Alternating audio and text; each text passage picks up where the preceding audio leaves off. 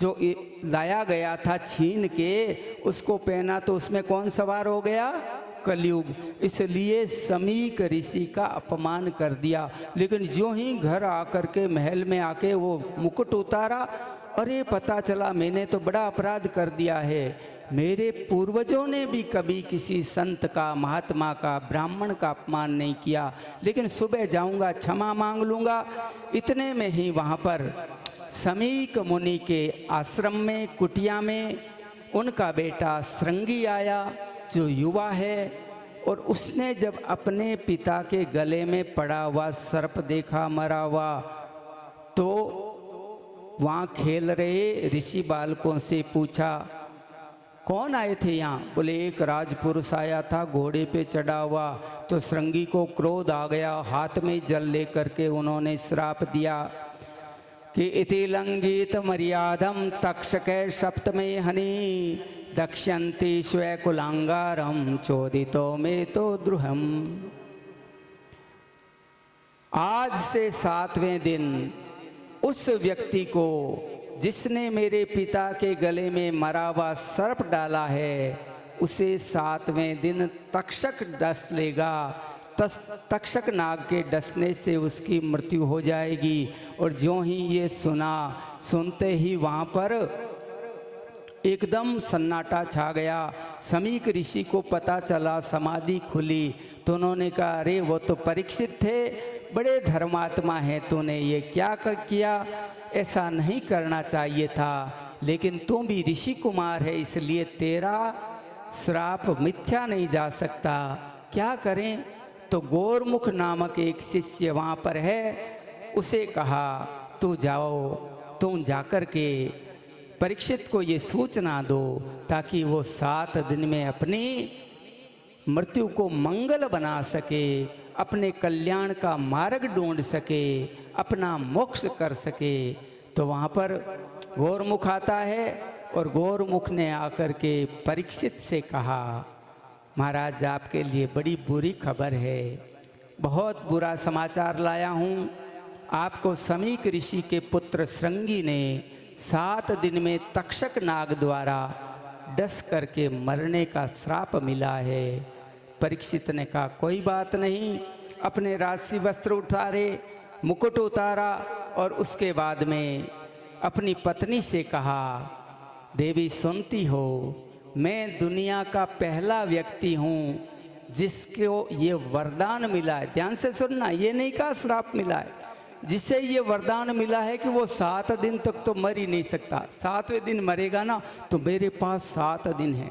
देखो, दुनिया में 2 व्यक्ति हैं जिनको मृत्यु से पहले मृत्यु का समाचार मिला है। एक है परीक्षित, जिनको 7 दिन मिले, और एक है कंस। कंस को भी आकाशवाणी ने कहा था ना कि मेरे पर आंखें क्यों करता है लाल, तुझे मारने वाला पैदा हो गया तेरा काल। और कंस के पास थे 11 साल, लेकिन कंस मृत्यु को जीतने के चक्कर में ही रहा, अपना सुधार नहीं कर पाया, मोक्ष नहीं कर पाया।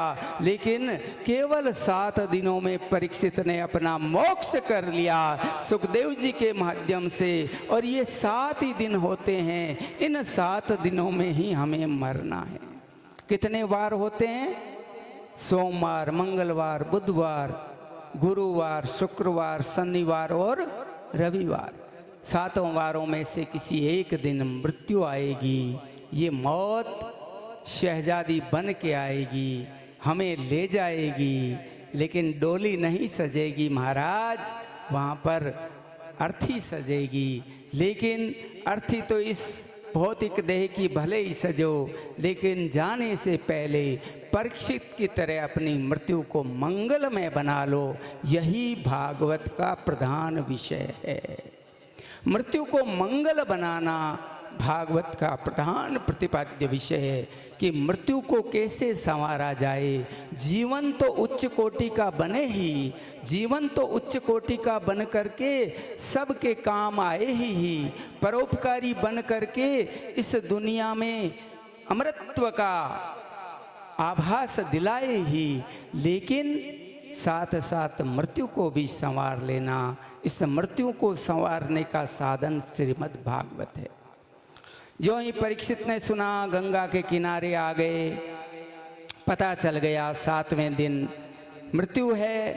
तो वहाँ पर जिन जिन ऋषियों ने सुना, महात्माओं ने सुना, सबकी आंखों में आंसू है। अरे इतने धर्मात्मा परीक्षित को श्राप मिल गया, हम क्या करें, कैसे इनकी सहायता करें। तो वहाँ पर अत्रि है, वशिष्ठ है, च्यवन है, शरदवान है, अरिष्टनेमि है, भृगु है, अंगिरा है, पाराशर है, गादीसुत है, उतथ्य, इंद्र प्रमेद आदि आदि बहुत से हजारों की संख्या में ऋषि महात्मा हैं। सबसे परीक्षित पूछते हैं कि मेरी 7 दिन में मोक्ष का उपाय क्या है। कोई कहता है 9 दिन का अनुष्ठान करो, कोई कहता है 11 दिन का पारायण करो, लेकिन 7 दिन में कोई युक्त उपाय सुझा नहीं पाया। इतने में ही वहाँ पर श्री सुखदेव जी महाराज का आगमन होता है। देखिए, जब ब्रह्मास्त्र चला था, अस्त्र चला था, तो भगवान ने गदा और सुदर्शन चक्र से रक्षा की थी। लेकिन ये अब वचन में अस्त्र चला है, श्राप में, वचन में। तो महाराज वचनों से, मंत्रों से उनका उद्धार करने के लिए ऐसे लगता है जैसे सुखदेव जी के रूप में स्वयं साक्षात श्री कृष्ण ही आ रहे हैं और भागवतकार उद्घोष करते हैं कि तत्रा भवद भगवान व्यासपुत्रो यदर्च्छया गामटमानो अनपेक्ष अलक्ष्य लिंगो निजलाभ तुष्टो व्रतस्य बालेरवधूत वेशे। सुखदेव जी वहाँ पर आए।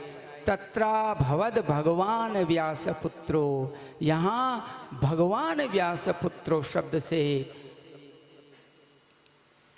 यहाँ पर उनको बोल करके, संबोधन करके कहा गया है।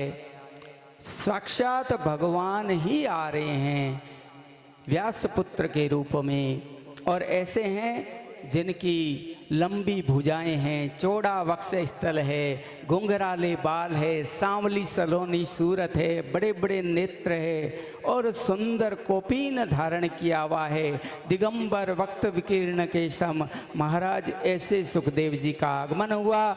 वहाँ पर जो बड़ी बड़ी उम्र के सभी ऋषि मुनि लोग बैठे हैं, अन्य लोग बैठे हैं, सब ने प्रणाम किया है। और भागवत का विधान है, जब सुखदेव जी आते हैं तब प्रणाम करने की, पूजन करने की परंपरा है। आइए 2 पंक्तियों के माध्यम से हम भी प्रणाम करें।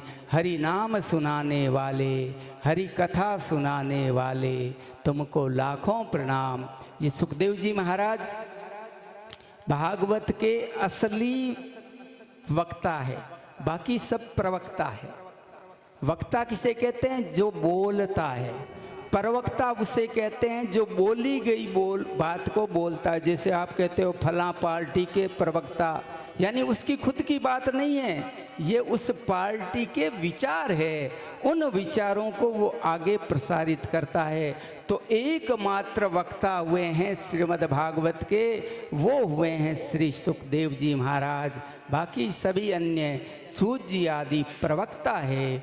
तो आइए हम सुखदेव जी महाराज को बड़े हृदय के साथ प्रणाम करें। हरि नाम सुनाने वाले, हरि की कथा सुनाने वाले, हरि नाम सुनाने वाले, हरि की कथा सुनाने वाले, तुमको लाखों प्रणाम, तुमको लाखों प्रणाम, तुमको लाखों प्रणाम, तुमको लाखों प्रणाम।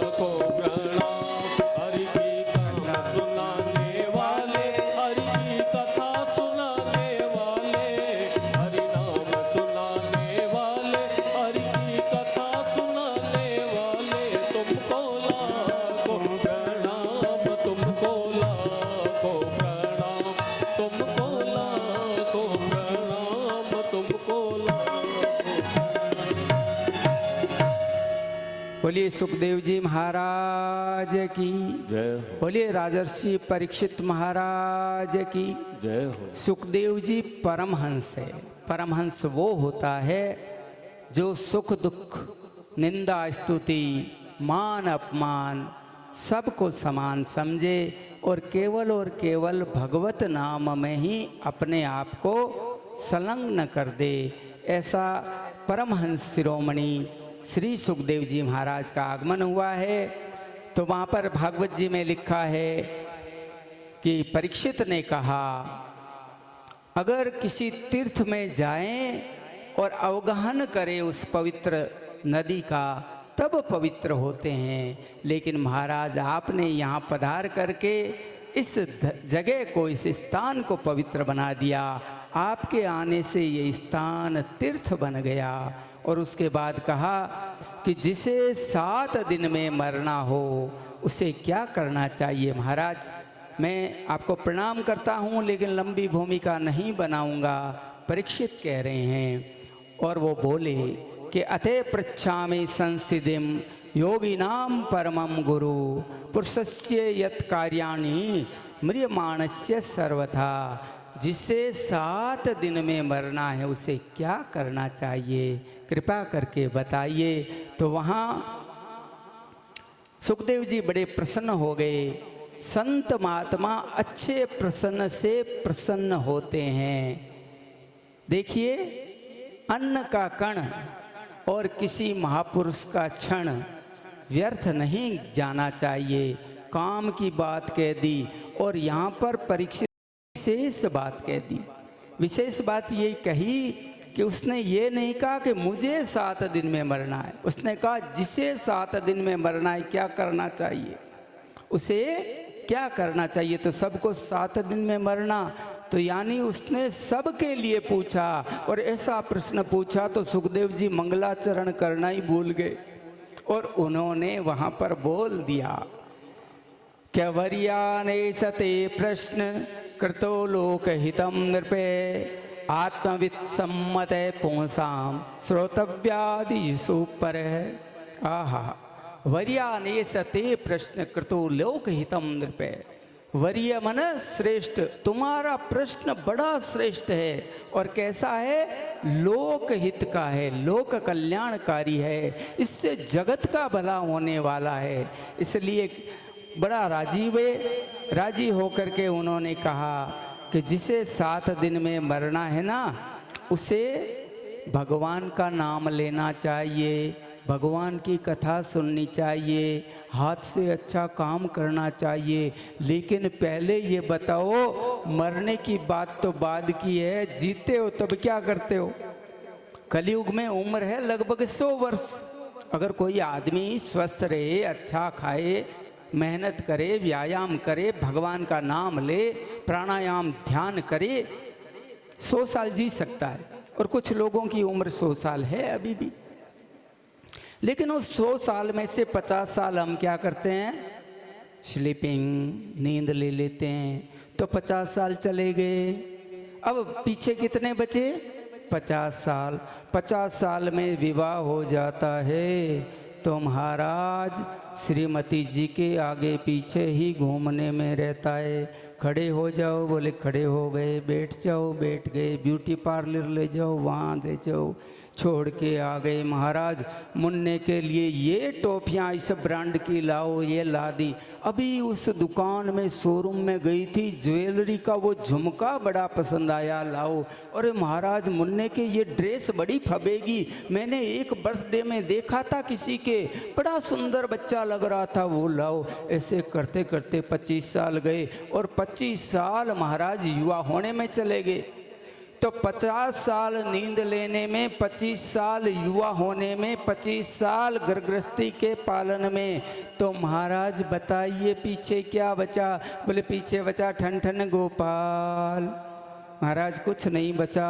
तो यहाँ पर भागवत जी कहते हैं, भागवत जी उद्घोष करते हैं कि जो समय मिला है उसे हरि के नाम संकीर्तन में, श्रवण में और उनके ध्यान में लगाओ। 3 बातें यहाँ कही है बड़ी सुंदर कि जिनको भगवान का नाम सुनना अच्छा लगता है तो पहली कड़ी है सुनना, श्रवण। नवदा भक्ति में भी श्रवण पहली। और आप जब सुनोगे छठे दिन की कथा में रुक्मणी जी जब पत्र लिखेगी उसमें भी पहला शब्द होगा श्रुत्वा, सुनना। भगवान की नाम को सुनोगे तो सुनने से भगवान में प्रीति बढ़ेगी। आप किसी का नाम सुनते हो, किसी का काम सुनते हो, किसी का गुण सुनते हो, तब वो आपको आदरणीय लगता है ना। तो पहले सुनो। तो कहा कि तस्माद सर्वात्मा भगवान ईश्वरो हरि श्रोतव्य, सुनो, कीर्तित व्यश्च, उनकी कीर्ति को और स्मरण करो और चिंतन करो। सुनना, स्मरण करना और चिंतन करना और कथा कीर्तन में जाना महाराज, उससे तुम्हारी प्रीति बढ़ेगी और फिर तुम्हारा मन लग जाएगा। परीक्षित बोल उठा, महाराज ये मन का ही रोड़ा है, मन ही नहीं लगता। अर्जुन भी गीता में कहते हैं कि ये मन बड़ा अदृढ़ है, बड़ा चंचल है, एक क्षण में अमेरिका जाके आ जाता है, इंग्लैंड जाके आ जाता है, फ्रांस जाके आ जाता है। महाराज किसी ने पूछा सबसे ज़्यादा तेज गति किसकी है? किसी ने कहा घोड़ा बहुत तेज दौड़ता है, किसी ने कहा बिजली का बल्ब होता है ना, उसका स्विच ऑन करते ही बिजली आ जाती है। लेकिन एक महात्मा ने कहा इन सब से स्विच तो आप जाओगे, उस स्विच पे हाथ रखोगे, उसे ऑन ऑफ करोगे तब होगा, लेकिन सबसे ज्यादा गति है वो है मन की गति। परीक्षित बोला महाराज ये मन नहीं रुकता, इस मन को रोके कैसे? तो भगवान ने 4 उपाय बताए। किसने? श्री सुखदेव जी महाराज ने। ये कथा नैमिषारण्य में सूत जी महाराज शौनकादि ऋषियों को सुना रहे हैं। इधर ये कथा श्री सुखदेव जी महाराज गंगा के किनारे शुक्रताल में, जहाँ हमारी 2 कथाएं हो गई और तीसरी कथा 18 नवंबर से होने जा रही है। मीना जी वसुंधरा जो पूर्व राष्ट्रीय महिला अध्यक्ष भी रही है, उनके माध्यम से है। तो महाराज गंगा के किनारे भी ये मुख्य कथा श्री सुखदेव जी महाराज धरती की पहली कथा वहाँ पर सुना रहे हैं। किसको? राजर्षि परीक्षित को, जिसको 7 दिन में मरने का श्राप लगा हुआ है। तो ऐसी स्थिति में मेरे भाई बहन आहा, वहाँ पर सुखदेव जी ने कहा अगर मन नहीं लगे तो मन को स्थिर करने के लिए 4 काम करो। ध्यान से सुनना, आप और हम सब के लिए काम की बात है। क्या कहा है कि जितासनो जित श्वासो जित संगो जितेंद्रिय स्थूले भगवते रूपे मने संदार्येध्या। जितासनो, सबसे पहले आसन को जीतो। कई लोग कहे महाराज मार तो पग में चक्कर है, एक जगह को नहीं बैठो जरी। नागपुर में बहुत से मारवाड़ी परिवार है, वो मेरी मारवाड़ी समझते होंगे, और मारवाड़ी हिंदी मिलती जुलती है, और मैं तो हिंदी भी बहुत सरल बोलता हूँ। सरल बोलता हूँ ना, ए माँ तो इलावेगा कौन बोलो सरल बोलता हूँ। हाँ, बोलिए कृष्णचंद्र भगवान की जय हो। जय हो। माताएं बहुत सीधी सरल होती है, बहुत अच्छी है। तो पहला है आसन को जीतो। कई लोग कहते हैं एक जगह बैठा नहीं रहा जाता। सुखदेव जी महाराज परीक्षित को इंगित करते हुए हम सबको कह रहे हैं एक जगह जबरदस्ती बैठो। अगर मन नहीं लगे, आप अगरबत्ती कर रहे हो, धूप कर रहे हो, माला फेर रहे हो, नहीं लगे लगने दो, मत लगने दो, बैठने का अभ्यास तो करो। तो पहला है जितासनो, आसन को जीतो। दूसरा है जित संगो, संग जीतो, अच्छी संगत करो। एक छोटा सा दृष्टांत है कि एक तोता था, जो 2 भाई थे। वो अलग अलग जगह चले गए। एक तोता तो चला गया डाकुओं के पास, एक चला गया महात्मा जी के पास। तो डाकुओं वाले तोतों ने क्या सीखा? मारो काटो पकड़ो पकड़ो जाने ना पाए। और महात्मा जी वाले तोते ने सीखा हरि शरणम नारायण नारायण, जय गोपाल जय परशुराम जय महेश, ऐसे सीखा। तो महाराज एक दिन की बात है, उन डाकुओं की बस्ती में एक सेठ बड़े पैसे वाले उधर घूमने गए और उस तोतों ने कहा मारो मारो पकड़ो पकड़ो। डाकुओं ने पकड़ लिया, उनका धन छीन लिया। दूसरे दिन वो सेठ राजा जी के पास गया और जाके कहा महाराज मुझे तो डाकुओं की बस्ती में लूट लिया गया आपके राज में। राजा को क्रोध आया और उन्होंने तुरंत सबको पकड़ के बुलवाया और सेठ जी से पूछा कौन कौन था इसमें सहभागी जिन्होंने आपकी लूट की है। तो कहा कि एक तोता था जिसने सबसे पहले बोला है, एक सुआ था उसको भी बुलाया पकड़वाया पिंजरे में बंद करके। फिर राजा ने फरमान कर दिया, आदेश कर दिया, तीसरे दिन फांसी होगी, सबको फांसी पर लटका दो। महाराज जो ही तीसरा दिन आया भीड़ लगी हुई थी, वो महात्मा जी भी आए, उनके पास भी एक पिंजरा है, पिंजरे में एक तोता है और उस तोते ने एक बात कही। तोता बोला कि एक ही माता एक ही पिता एक ही तरवर तापता, मत दीजो के नई दोष ये संग तीरा फल लागता। राजा को समझ में नहीं आया, महात्मा जी से पूछा हे महात्मा जी आपका ये तोता क्या कह रहा है? महात्मा जी ने कहा ये तोता कह रहा है एक ही माता एक ही पिता, हम दोनों के माता पिता एक है। ये जो भी फांसी पे चढ़ने जा रहा है ना, ये तोता और ये सहोदर है, भाई है। एक ही माता एक ही पिता एक ही तरवर तापता, एक ही वृक्ष की डाल पर हम बैठे रहते थे। मत दीजो के नहीं दोष ये संगतीरा फल लागता, ये किसी का दोष नहीं संगत का है। मुझे महात्मा जी की संगत मिली तो भगवान नाम स्मरण उच्चारण करना सीखा और इसको एक डाकू की संगति मिली इसलिए मारो काटो सीखा। ये इसका दोष नहीं, इसकी संगति का दोष है। राजा ने कहा इस तोते को जिसको फांसी की सजा हुई है मुक्त कर दो और इसे भी महात्मा जी के हवाले कर दो। तो इससे सीख मिलती है कि अच्छे व्यक्तियों का संग हमें करना चाहिए, बुरी संगत से बचना चाहिए। तो श्री सुखदेव जी महाराज राजा परीक्षित को कह रहे हैं कि पहले आसन जीतो फिर संग को जीतो, अच्छी संगति करो। और तीसरा है वो है जितेंद्रिय, इंद्रियों को जीतो। और फिर है जित श्वासो, अपने श्वासों को प्राणायाम के माध्यम से साध लो। प्राणायाम करो ताकि एकाग्रता बढ़े। और जितेंद्रिय, इंद्रियों को जीत लो महाराज। ये इंद्रियां कहती अच्छा अच्छा सुनना चाहती हूँ, सुनाओ।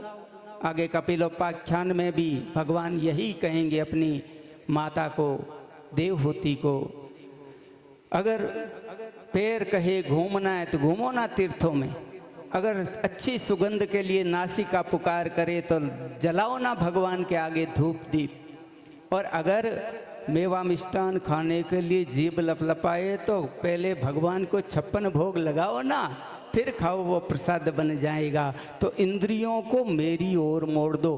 देखो एक ताला होता है, ध्यान से सुनना, ताले के एक ही चाबी होती है, खोलने की अलग और बंद करने की अलग होती है क्या? ना ना ना, एक ही चाबी।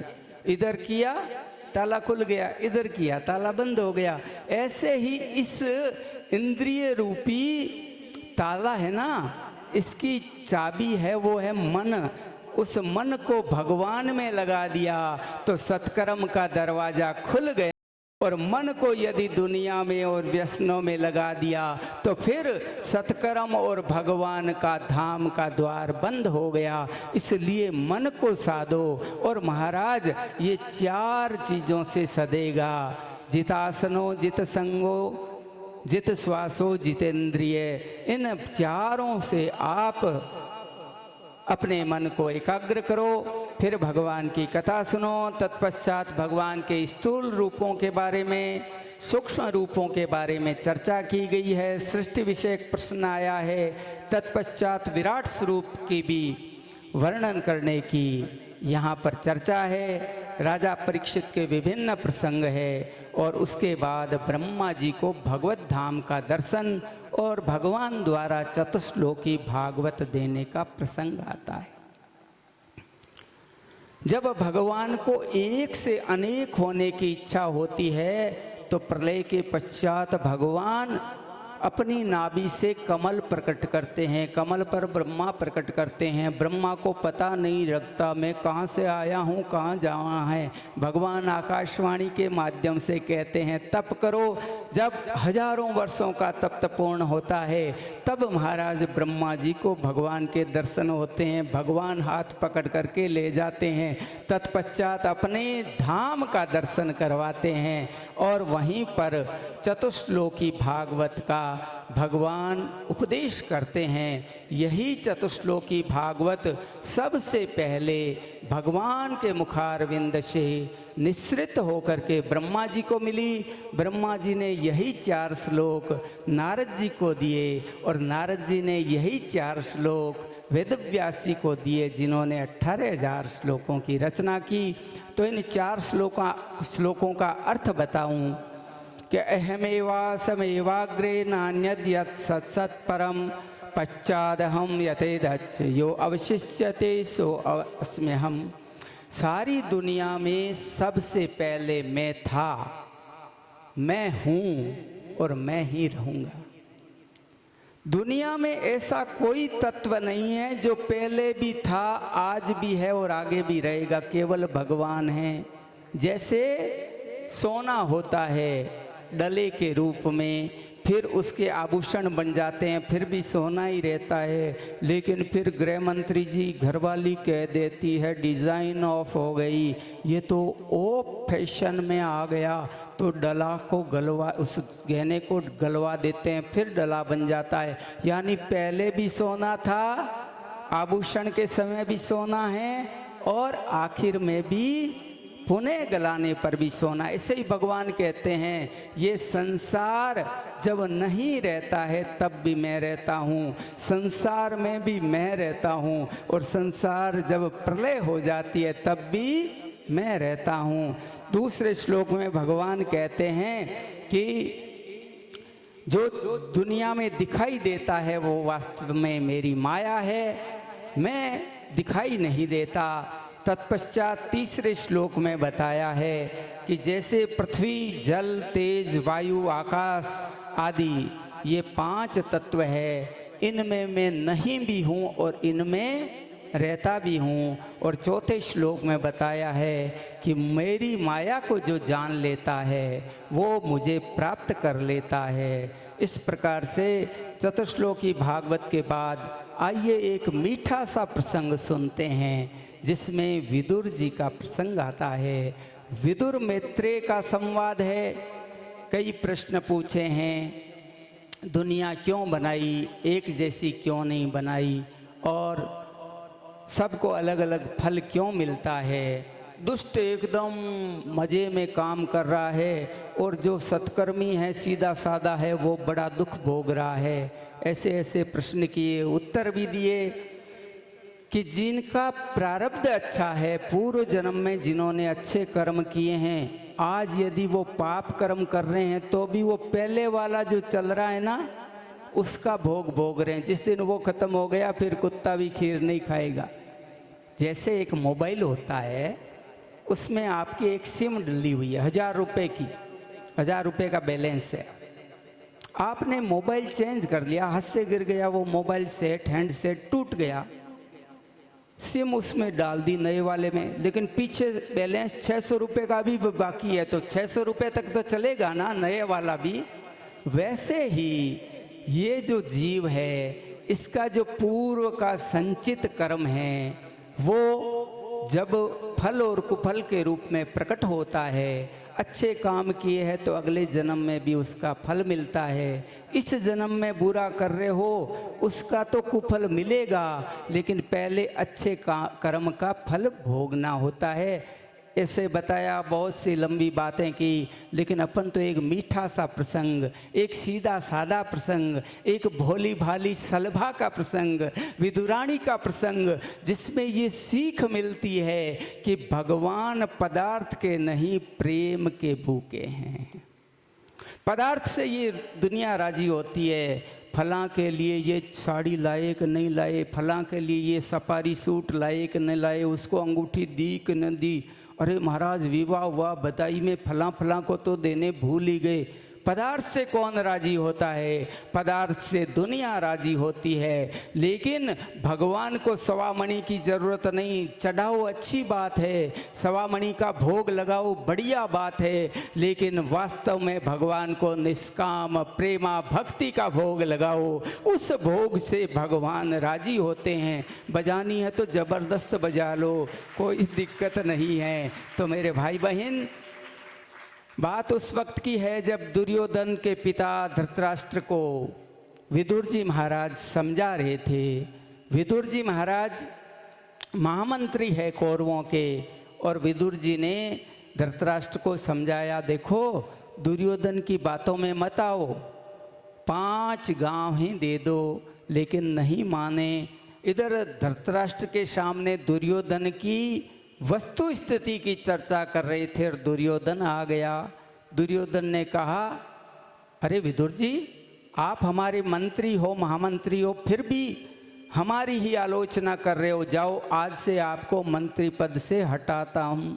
विदुर जी राजी हो गए। ध्यान से सुनना, विदुर जी तलवार के भी धनी थे। जब युद्ध हुआ था तो किसी की तरफ से नहीं लड़े थे, विदुर जी तीर्थाटन करने के लिए चले गए थे।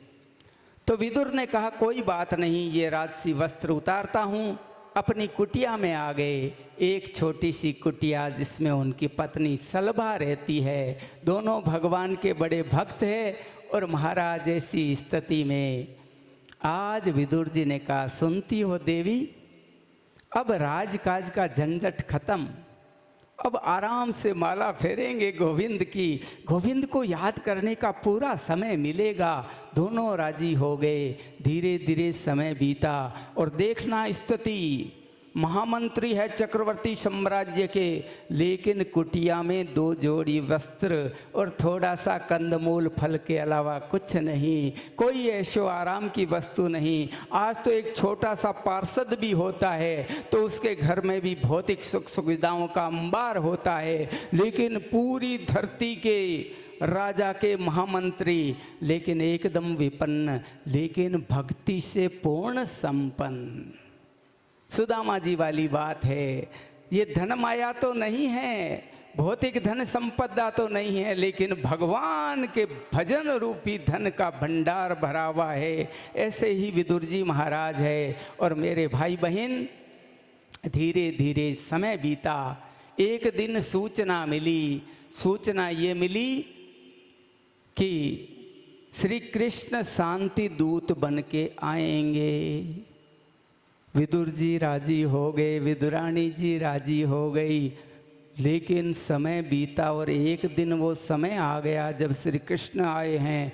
दुर्योधन ने बड़ी व्यवस्था की है, सुंदर वंदर मालाएं सजाई है, और महाराज बड़े सुंदर सुंदर फूल वहाँ पर रखे हुए हैं, इत्रों की बरसात हो रही है, जय जयकार हो रही है। लेकिन विदुर विदुरानी के मन में भी आया, हम भी भगवान का दर्शन करें। लेकिन विदुरानी ने कहा, महाराज अब आप महामंत्री तो रहे नहीं, और वहाँ होगी हजारों की भीड़, हमें कैसे दिखेंगे प्रभु। तो वहाँ विदुर जी ने एक बड़ी सुंदर बात कही, ध्यान से सुनना। एक बार एक सूरदास ने वही बात कही थी। एक सूरदास जी थे, दोनों आँखों से दिखता नहीं था।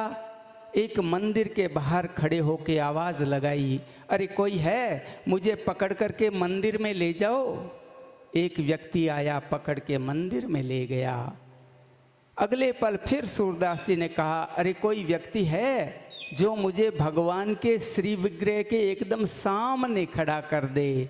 एक व्यक्ति ने सामने खड़ा कर दिया, लेकिन दूसरा व्यक्ति बोल उठा। उसने प्रश्न किया, हे सूरदास जी, जब आपके चरम चक्षु नहीं हैं, आंखें नहीं हैं, तो फिर आप सामने खड़े हो या न खड़े हो क्या फर्क पड़ता है, आप तो देख नहीं पाओगे। सूरदास जी ने कहा, बड़ी सुंदर बात कही, ध्यान से सुनना। सूरदास जी ने कहा, ये सही है कि मेरी आंखें नहीं हैं, मैं अंधा हूँ, लेकिन मेरे भगवान तो मुझे देख लेंगे, इसलिए सामने खड़ा हूँ। सामने खड़े होने का, सम्मुख होने का अर्थ ये होता है सत्कर्म करते हुए भगवान को याद करना, क्योंकि एक मौत और एक भगवान, इन दो तत्वों को जो याद रखता है वो बुरा कर्म कर नहीं सकता। इसलिए बाकी याद रहे न रहे, ये जरूर याद रखना कि ये पंच भौतिक शरीर एक दिन छूटेगा।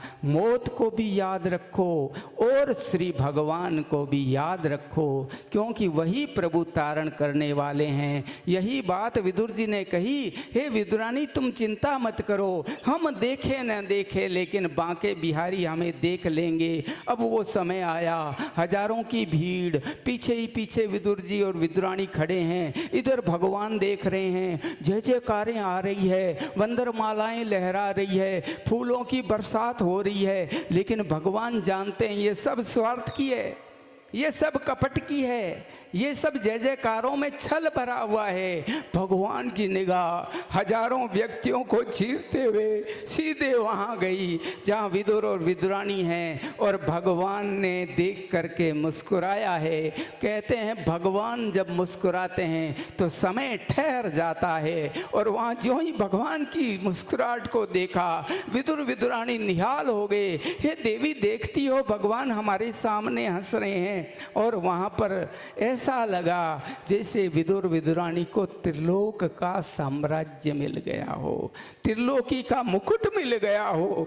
भगवान ने उन्हें देखा, उन्होंने उन्हें देखा, दोनों की आंखें चार हुई। तत्पश्चात दुर्योधन राह में लेके आया, भगवान ने उपदेश दिया, शांति संधि कराने की कोशिश की, लेकिन दुर्योधन तो दुर्योधन है। दुर्योधन किसे कहते हैं?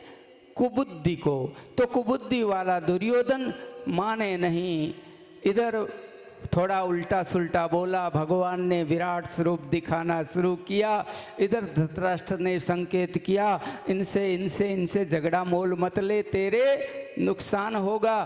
फिर देखो ये जो लोग होते हैं ना, दुष्ट लोग, बड़े रंग बदलने वाले होते हैं, गिरगिट की तरह होते हैं। रंग बदला और कहा नहीं महाराज मैं तो ऐसे ही विनोद कर रहा था, देखिए मेरे भाई दुशासन का महल बड़ा सुंदर है, और मेरी माँ के हाथ का भोजन व्यंजन बनाया हुआ है, 56 व्यंजन तैयार है, आप चलिए और भोग लगाइए। भगवान ने कहा दो अवस्थाओं में भोजन होता है, या तो जो भूखा हो, पेट में जोर की भूख हो।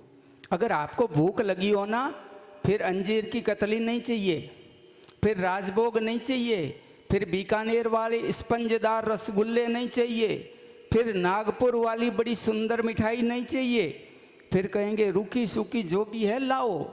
तो भूखा हो उसे भोजन अच्छा लगता है। और दूसरी अवस्था है खिलाने वाले में अतिशय प्रेम हो।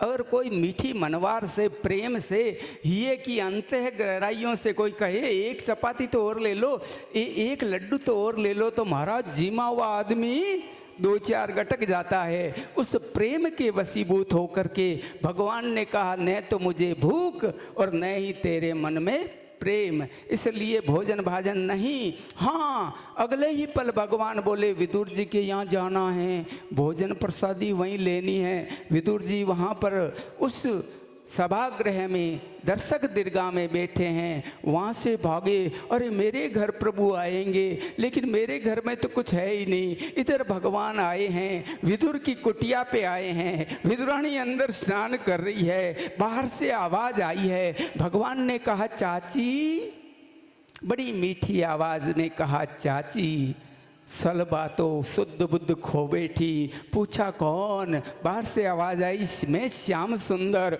अरे मेरे कृष्ण आए हैं, मेरे श्याम आए हैं, अरे मेरे गोविंद आए हैं। और वहाँ पर जिस अवस्था में थी दरवाज़ा खोला, भगवान ने अपनी कारी कमरिया अपनी चाची पे डाली। मैया चाची उधर देख रही है भगवान को, भगवान देख रहे हैं चाची को। एक टक दोनों का देखना हो रहा है, लेकिन कोई कुछ बोल नहीं रहा है। थोड़ी देर बाद भगवान ने चुप्पी तोड़ी और भगवान ने कहा, चाची अंदर नहीं बुलाओगी? हाँ हाँ गोविंद आइए आइए, अंदर लाए। लेकिन भक्त जब भगवान को देखता है, अपने आराध्य को देखता है, तो उसे लगता है मैं इन्हें कहाँ बिठाऊं? तो वो वहाँ पर चारों ओर घुमा रही है, हे प्रभु यहाँ बैठिए। ना ना ना, यहाँ ठीक नहीं। अपने पल्लू से उस जगह को बुहार रही है, साफ कर रही है, यहाँ रहे यहाँ। अरे इतने में ध्यान आया भगवान को नीचे कैसे बिठाएं। तो एक बाजोट उतारा, एक पाटा उतारा, एक चौकी उतारी, लेकिन वो भी लगाई तो उल्टी, क्योंकि प्रेम में शुद्ध बुद्ध नहीं है और प्रेम में औपचारिकता का स्थान नहीं है। ध्यान से सुनना, अगर औपचारिकता जहाँ पर है वहाँ प्रेम नहीं।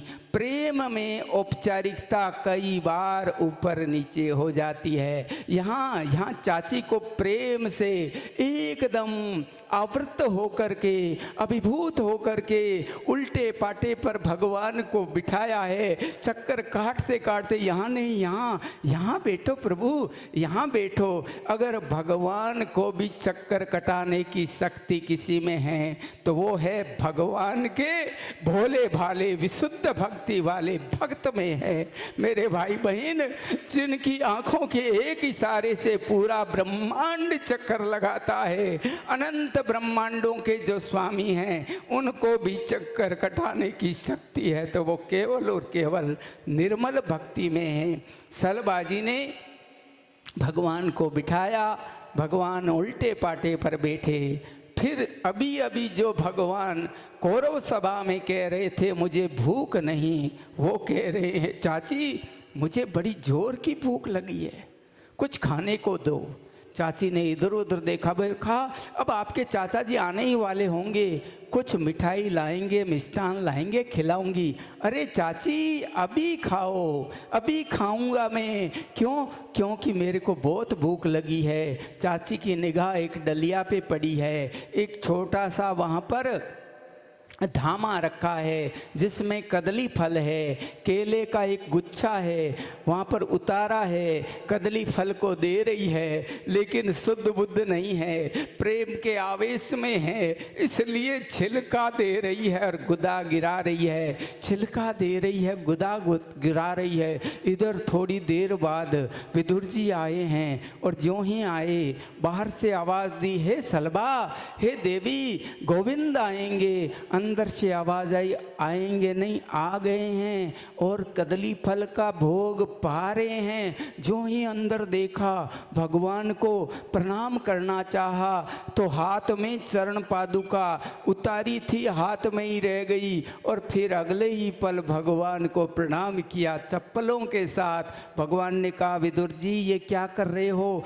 बोले प्रणाम कर रहा हूँ। भगवान ने कहा, प्रणाम करने की ये विधि तो आपसे ही सीखी, चरण पादुका हाथ में प्रणाम। अरे भगवान मैं तो भूल गया, हे गोविंद मेरे को होश नहीं रहा। लेकिन अगले ही पल हाथ में उनके मेवे के लड्डू है, मावे के लड्डू है, उनको दिया। और फिर एक बात विदुर जी ने कही, हे प्रभु क्षमा करना, ये सलबा बहुत भोली है, आपको छिलका खिला रही है, बुरा मत मानना। भगवान ने भी अभिनय किया, चौंक के देखा, अरे अरे हम छिलके खा गए। अच्छा अच्छा, गुदा तो नीचे गिरा पड़ा है, छिलके खा रहे थे। हाँ चाचा मुझे पता नहीं रहा। अगले ही पल विदुर जी ने वो लड्डू दिए। भगवान ने एक लड्डू लिया, एक कोर में मुख में लिया। उसके बाद भगवान बोल उठे। भगवान ने कहा, हे महाराज एक बात कहूँ, बुरा मत मानना। हे चाचा, हे विदुर जी एक बात कहूँ, बुरा नहीं मानना। युधिष्ठिर जी ने हाथ जोड़ के कहा प्रभु कहिए, तो वहाँ भगवान बोल उठे। भगवान ने कहा हे चाचा, आपका ये लड्डू बड़ा मीठा है, लेकिन बुरा न माने, जो मिठास मेरी चाची के हाथ के छिलकों में था वो मिठास इन लड्डुओं में नहीं, कि इन लड्डुओं में औपचारिकता है और मेरी चाची के हाथ के छिलकों में प्रेम था। मैं केवल प्रेम से बंधता हूँ। प्रेम की एक छोटी सी जंजीर, कच्ची जंजीर मुझे बांध लेती है। मैं बड़ी बड़ी सांकलों से, जंजीरों से नहीं बांधा जाता, मैं प्रेम की जंजीर से बंध जाता हूँ। इस तरह से प्रेमा भक्ति का बड़ा सुंदर प्रसंग आया है। तत्पश्चात आगे के प्रसंगों में हमारे बहुत से प्रसंग है, जिसके अंदर कपिलोपाख्यान भी है, जड़ भरत प्रसंग भी है, ध्रुव जी का प्रसंग भी है, और महाराज नाम महिमा का बड़ा सुंदर अजामिल का प्रसंग भी है। नरसिंह नारायण तक पहुंचना है, लेकिन ये घड़ी पंख लगा करके चल रही है, समय पंख लगा के उड़ रहा है। आइए ध्रुव के प्रसंग को प्रणाम करेंगे और फिर जड़ भरत जी का प्रसंग तो नहीं कह पाएंगे, समय नहीं है। नागपुर वाले को एक बार ही थोड़ी बुलाएंगे, हमें अगली बार सुना देंगे। क्यों शिला जी? क्योंकि देखो अपने को तो 5:45 बजे तो वो सब मोमेंटो वगैरह सम्मान जो भामेशाओं का वो भी करना है। 5:15 बज चुके हैं, प्रसंग बहुत है। हरि अनंत, हरि कथा अनंता। मैंने कहा था ना, जितने भी मोती हम उठा सकें, ले सकें, महासागर है ये। इस महासागर के किन्हीं किन्हीं मोतियों को लेने का ही सौभाग्य हमें मिलेगा।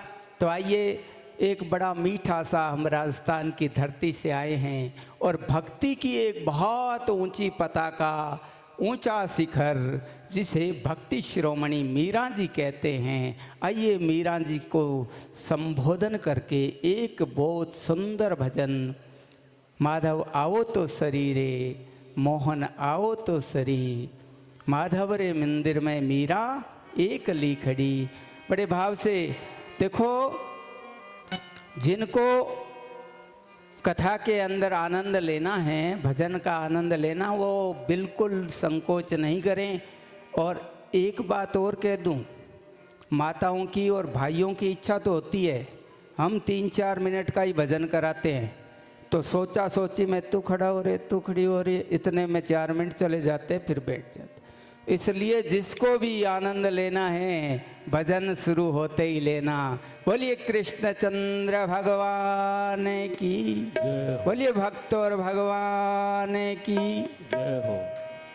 सांवरा आवो तो शरीर, मोहन आवो तो शरीर, माधव रे मंदिर में मीरा एक ली खड़ी रे। सांवरा आवो तो शरीर, मोहन आवो तो शरीर, माधव रे मंदिर में मीरा एक ली खड़ी, माधव रे मंदिर में मीरा एक ली खड़ी।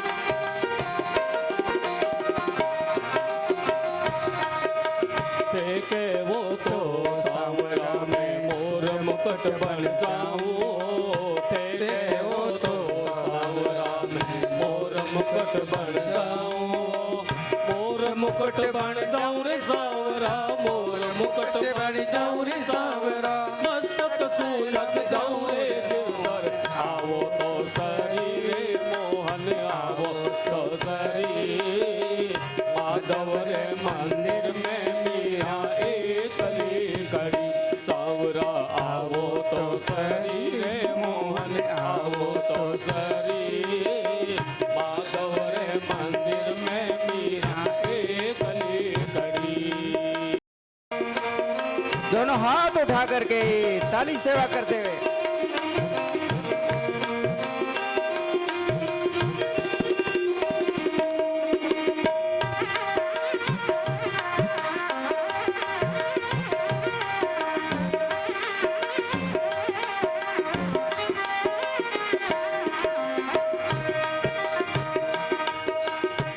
के वो तो सांवरा में काजलियो बन जाऊं, के वो तो सांवरा में काजलियो बन जाऊं, काजलियो बन जाऊं रे सांवरा, काजलियो बन जाऊं रे सांवरा, अखियां में रम जाऊं रे मोहन आवो तो शरीर गिरधर आवो तो शरीर माधव रे मंदिर में मीरा एकली खड़ी। सांवरा आवो तो शरीरे मोहन आवो तो शरीर माधव रे मंदिर में मीरा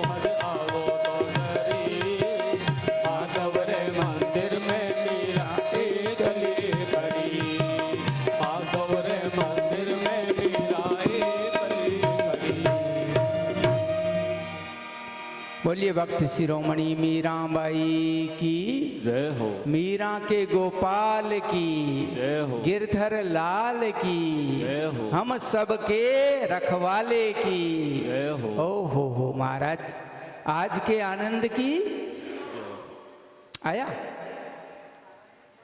एक बार क्या हुआ, कहीं पे जागरण हो रहा था तो अच्छे अच्छे भजन गा रहे थे, तो भजन गायक ने कहा आनंद आया, तो उन्होंने कहा नहीं आया।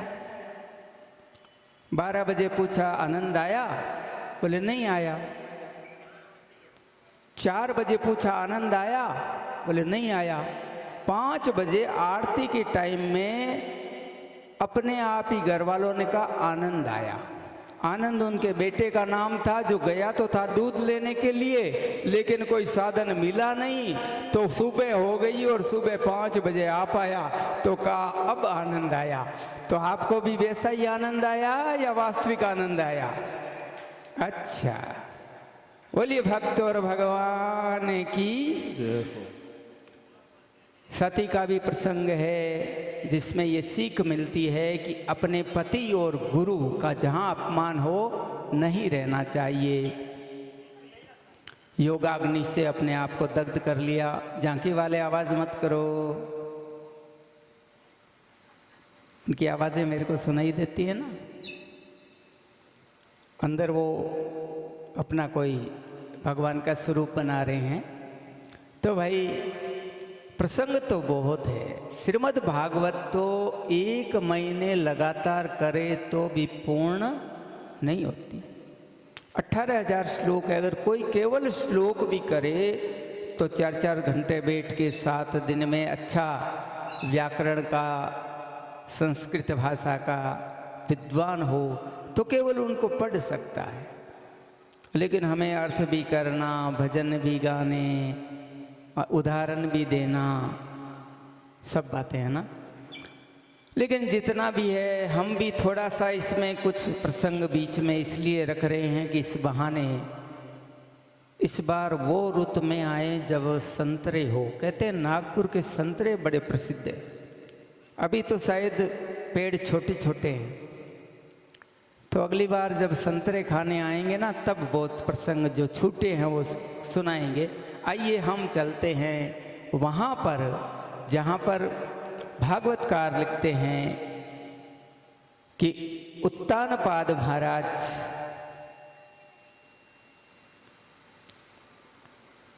प्रियव्रतो उत्तानपादो सतरूपा पते सुतो।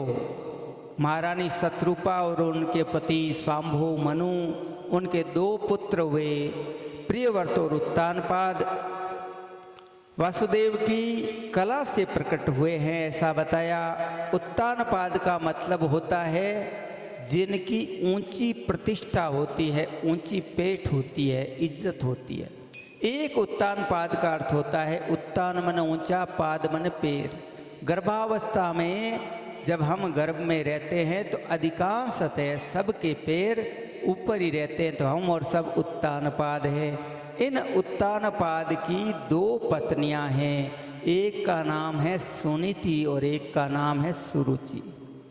सुनीति उसे कहते हैं जो संतों की, शास्त्र की, ग्रंथ की आज्ञा से चले, अपने से बड़ों का आज्ञा पालन करे। और सुरुचि उसे कहते हैं जो अपनी मनमर्जी से ही चलाए, अपनी मन मर्जी करे, चाहे वो बात सही है या गलत है, वो धर्म अनुकूल है या नहीं है, उसे सुरुचि कहते हैं। तो हमें सुनीति बनना चाहिए। हम सब उत्तानपाद है, हमारी भी 2 पत्नियां हैं। जब हम धर्म आज्ञा से, संत आज्ञा से, ग्रंथ आज्ञा से धर्माचरण अनुकूल कार्य करते हैं, तब हम सुनीति के पति होते हैं। और जब अपनी मर्जी से कोई ईगो पाल करके हठ पूर्वक नहीं नहीं मैं ही सही हूँ, अपने आप को बड़ा दिखाने के चक्कर में, दूसरे को छोटा दिखाने के चक्कर में जब कोई काम करते हैं तो हमारी पत्नी बन जाती है सुरुचि। तो उत्तानपाद महाराज सुनीति गर्भवती थी, लेकिन महाराज को पता नहीं। बहुत समय बाद वो गर्भवती हुई। इधर उन्होंने एक राज्य की राजकुमारी से विवाह कर लिया जिसका नाम है सुरुचि। इधर समय आने पर सुनीति ने एक परम सुंदर बालक को जन्म दिया जिसका नाम है ध्रुव। ये सुनीति संतों की सत्संग में जाती है, बड़ों की आज्ञा पालन करती है। राजा ने एक दूर सर्वेंट क्वार्टर में जहाँ सेवक रहते हैं वहाँ रखा है, लेकिन फिर भी मन में मलाल नहीं।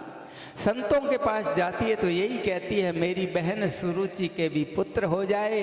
और संतों की कृपा से सुनीति की उस याचना से उसके भी एक पुत्र हुआ जिसका नाम रखा उत्तम। ध्रुव का अर्थ होता अटल, दृढ़, और अटल होती है भक्ति। सुनीति जो कि भगवान की कृपा, भगवान की सेवा और संतों की सेवा करे, उसके पुत्र होता है, वो होता है अटल भक्ति रूपी ध्रुव। तो धीरे धीरे ध्रुव बड़े हुए। इधर सुनीति सेवकों के घर जैसे घर में रह रही है। एक दिन जब बालक 5 वर्ष का हुआ ध्रुव, उसने अपनी माँ से पूछा, हे माँ मेरे पिता कहाँ रहते हैं? तो कहा ये जो सबसे ऊंचा महल है बेटा, वहाँ तुम्हारे पिता रहते हैं। ये जो बड़ी अट्टालिका दिखाई दे रही है वही तुम्हारे पिता का महल है। वो बड़े राजा है, चक्रवर्ती सम्राट है। ध्रुव के मन में आया मैं भी पिता की गोद में बैठूं, मैं भी सिंहासन पर चढ़ूं, ऐसी भावना करके गया। लेकिन वहाँ खड़ी है सुरुचि। सुरुचि को उत्तानपाद अधिक चाहते हैं। इधर ज्यों ही ध्रुव गोद में बैठने लगा, सिंहासन पर चढ़ने लगा, इतने में ही उसने हाथ पकड़ा। किसने? सुरुचि ने। और ध्रुव को नीचे उतारा और एक बात कह दी। क्या बात कही? अगर इस सिंहासन पर बैठना चाहता है तो पहले भगवान की तपस्या कर और वरदान मांग। भगवान प्रसन्न हो जाए तो वरदान मांग, मेरी कोख से जन्म लेने का, मेरी कोख से जन्म ले, फिर सिंहासन पर चढ़। सुरुचि यहाँ गलती कर बैठी।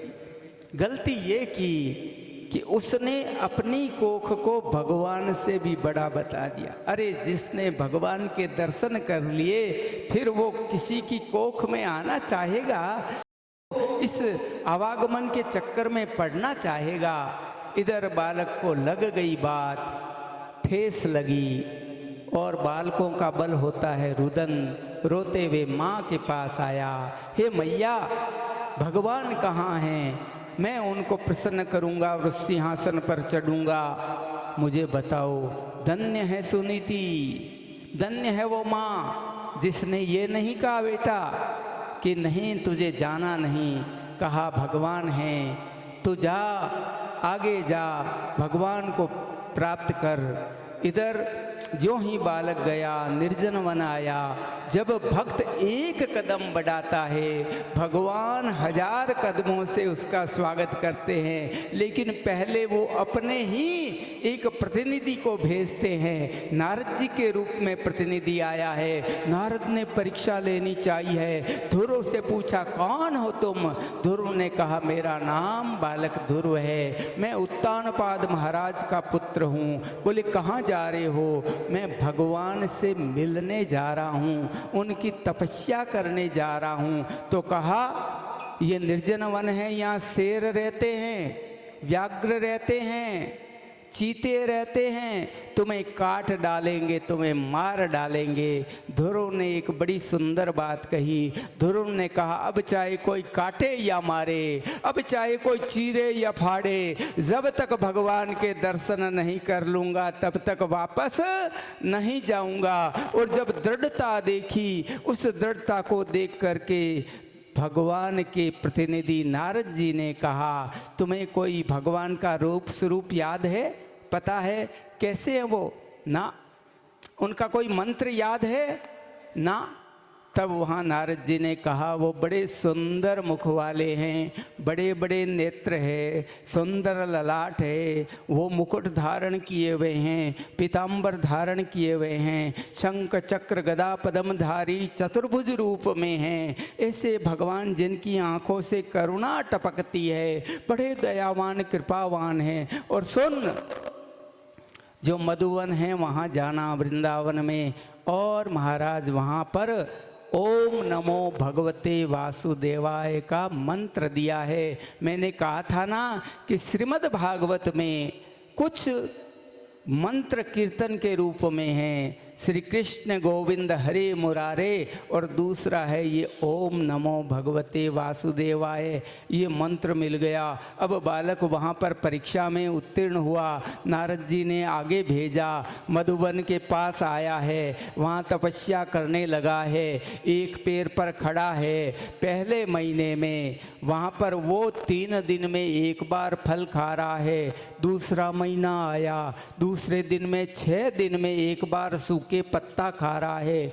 तीसरा महीना आया, तीसरे महीने में 9 दिन में एक बार पानी पी रहा है। ओम नमो भगवते वासुदेवाय का मंत्र चल रहा है, आंखें बंद है, एक पैर पर खड़ा है। चौथा महीना आया, पानी पीना भी बंद कर दिया, केवल वायु पी रहा है। 5वां महीना आया, आंखें बंद है, भगवान का नाम जप रहा है, और महाराज वायु पीना भी बंद। 6ठे महीने में वायु बंद। जब भक्त की वायु बंद होती है तो संसार की वायु बंद हो जाती है।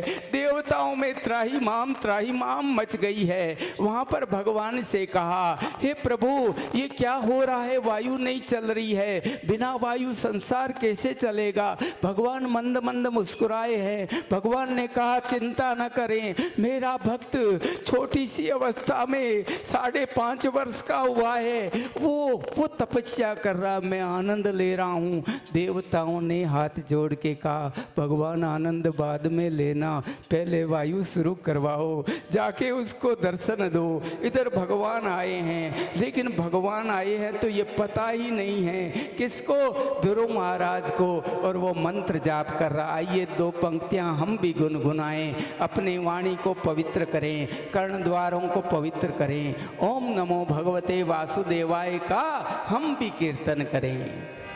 ओम नमो भगवते वासुदेवाय, ओम नमो भगवते वासुदेवाय, ओम नमो भगवते वासुदेवाय, ओम नमो भगवते वासुदेवाय।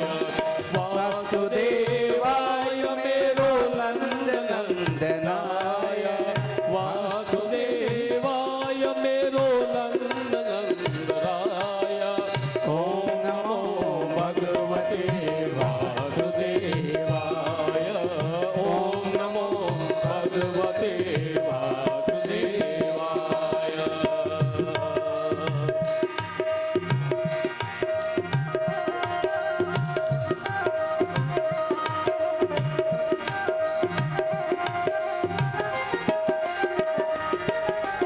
ओम नमो भगवते वासुदेवाय, ओम नमो भगवते वासुदेवाय। वासुदेवाय मेरो नंद नंदनाय, वासुदेवाय मेरो नंद नंदनाय, वासुदेवाय मेरो नंद नंदनाय, वासुदेवाय मेरो नंद नंदनाय। ओम नमो भगवते वासुदेवाय, ओम नमो भगवते वासुदेवाय, ओम नमो भगवते वासुदेवाय। बोलिए वासुदेव भगवान की जय हो। देखो, वसुदेव जी के पुत्र है, इसलिए इनका नाम है वासुदेव। तो वासुदेव भगवान का ध्यान कर रहे हैं। अंदर वही छवि जो नारद जी ने बताई है उसी छवि का ध्यान करते हुए आंखें बंद है, लेकिन भगवान यहाँ पे सामने खड़े हैं, उसे पता ही नहीं चल रहा है। भगवान ने कहा एक काम करूं, अंदर वाली छवि को भगवान ने बाहर खींचा है। जो ही वो छवि बाहर आई, छटपटाया ध्रुव, और ध्रुव ने आंखें खोली। जो ही आंखें खोली तो सामने जगत पिता जगदीश को पाया, भगवान को प्रणाम किया। लेकिन महाराज बोल कुछ नहीं रहा है, क्योंकि जानता नहीं, अभी स्कूल गुरुकुल गया नहीं, मंत्र आदि आते नहीं, उपासना स्तोत्र आते नहीं, स्तुति करना जानता नहीं। तो क्या हुआ, भगवान ने अपना शंख उसके गाल से छुआया। जो ही भगवान ने अपना पांचजन्य शंख छुआया तो वो ध्रुव बोल उठा, वेद वेदांत का ज्ञान हो आया, और उसने बड़ी सुंदर स्तुति की है। भागवतकार उद्घोष करते हैं कि यो अन्तः प्रविश्य मम वाचमिमां प्रसुप्तां संजीवयत्यखिल शक्तिधर स्वधाम्ना अन्यस्य हस्तचरणशरणत्वगादीन् प्रणानमो भगवते पुरुषाय तुभ्यम्। हे प्रभु, यो अंतः प्रविश्य मम वाचमिमां प्रसुप्ताम, आप ही है जो सोई हुई शक्तियों को जगाते हैं, आप ही है जो सब ज्ञान को देने वाले हैं। आपके माध्यम से ही इन अंतःकरण में ज्ञान का प्रादुर्भाव होता है, आप ही वाणी प्रदान करने वाले हैं। हे परम पुरुष, हे पुरुषोत्तम, हे जगदीश, आपके चरणों में बारंबार प्रणाम है। ऐसे प्रणाम किया। भगवान ने कहा गोद में बैठ, गोद में बिठाला। बोला क्या चाहिए? बोले अब कुछ नहीं चाहिए। भगवान ने कहा क्यों झूठ बोलता है, सिंहासन के लिए तपस्या की थी ना, क्या सिंहासन दे दूं? उसने कहा नहीं महाराज, वो मेरी नादानी थी, जब तक आपको नहीं देखा था तब तक सिंहासन की चाहना थी, अब आपको देख लिया तो हजारों सिंहासन आप पर वारी न्यारी है, आप पर न्योछावर है। हे प्रभु, केवल आपका दर्शन, आपकी भक्ति, आपका सुमिरन, आपका ही चिंतन करता रहूं। और इस प्रकार से भगवान ने कहा मेरा दर्शन व्यर्थ नहीं जाता, उसका फल मिलता है। तो मैं तुम्हें जब समय आएगा तुम्हारा तो तुम्हें एक लोक प्रदान करूंगा जिसका नाम है ध्रुव लोक। अभी भी एक तारा उगता है, ध्रुव तारा अटल है। इस लोक की प्राप्ति होगी जब तुम्हारे पिताजी इस राज सिंहासन को छोड़ेंगे, तब तुम्हें 36,000 वर्ष तक इस धरती का राज करने का अवसर मिलेगा। तुम्हें 36,000 वर्षों का राज प्रदान करता हूँ। इस तरह से भगवान के दर्शन और आशीर्वाद पा करके आया। ध्रुव आया तो जो माता पहले कह रही थी यहाँ से चला जा, सिंहासन नहीं, वही दौड़ करके सम्मानित कर रही है। तो जो भगवान का भक्त बन जाता है वो अजात शत्रु बन जाता है। अजात शत्रु उसे कहते हैं जिसका कोई दुश्मन नहीं हो, कोई शत्रु नहीं हो। भगवान का भक्त समदर्शी होता है। ध्रुव भी समदर्शी बन गया और ध्रुव को सब प्रेम करने लगे।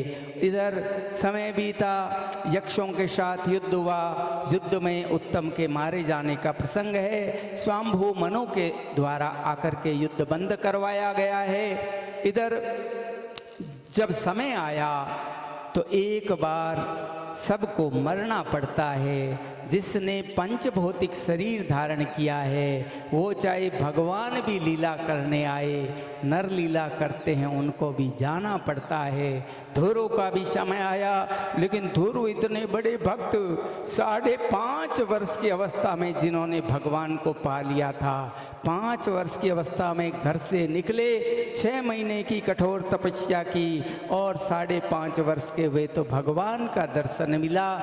तत्पश्चात जब मृत्यु आई तो मृत्यु ने कहा मैं तुम्हारा सामना कर नहीं सकती, मेरी पीठ पे पैर दे करके विमान में चढ़ो।